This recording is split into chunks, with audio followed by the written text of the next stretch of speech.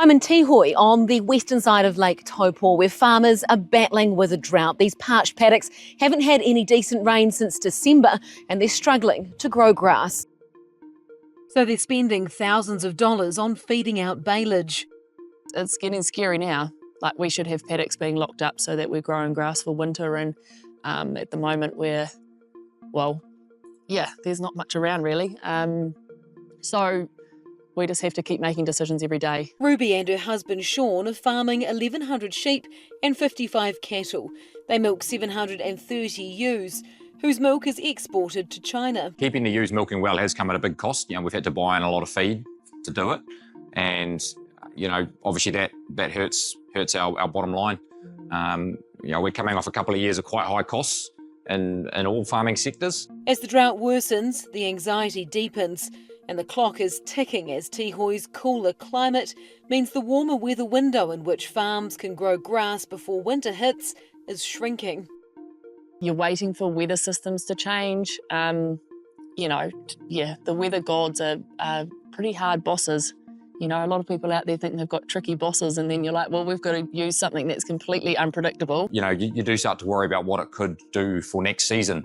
If we can't feed the animals as well over the winter, then potentially, that doesn't set them up to produce as well next year. So, there could definitely be flow-on effects from where we're at right now. We made early decisions to sell off all our lambs, which we'd normally finish. So we sold them store. We're very fortunate that, parts of the East Coast, Hawke's Bay, Waitat Upper have had rain. So that's where all of our store lambs were going. For a farming system, it is a 12-month cycle. Nothing we do today doesn't impact what happens 3, 6, 9, 12 months down the line. So, that's the scary part, is how much it's going to hurt people. To find out how other farmers in the area are faring, I'm heading down the road to Richard Webber's place. He's a dairy farmer and a neighbour and friend of Ruby and Sean's. He drives me around his farm, yet another thirsty-looking landscape, and we visit his main milking mob. They're chowing down on palm kernel as there's very little grass to feed them. But this started in December, and we're now middle of March, so it's just an extended period, and all the levers that we've pulled to this point have kind of run their course. Richard's milk production is down 10% on what he'd forecast. Yeah, as I say, we just got to roll with the punches and control what we can control, and just try and stay upbeat about it and keep talking with the neighbours and see what everyone else is up to. And what's that like when you're farming as a family business? It must be hard not to take your work home with you. Do you find it dominates your conversations in your life at the moment?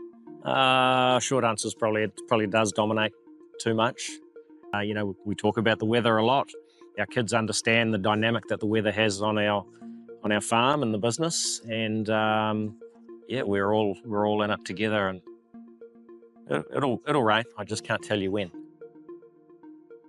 If this isn't a nice warm autumn to come, no doubt it's daunting. The more you think about it, the worse it gets. I'm going home to rerun my feed budget now. I'm hoping that's 30 mils of rain just sitting in that cloud there, but I've got a sneaking suspicion it's probably not.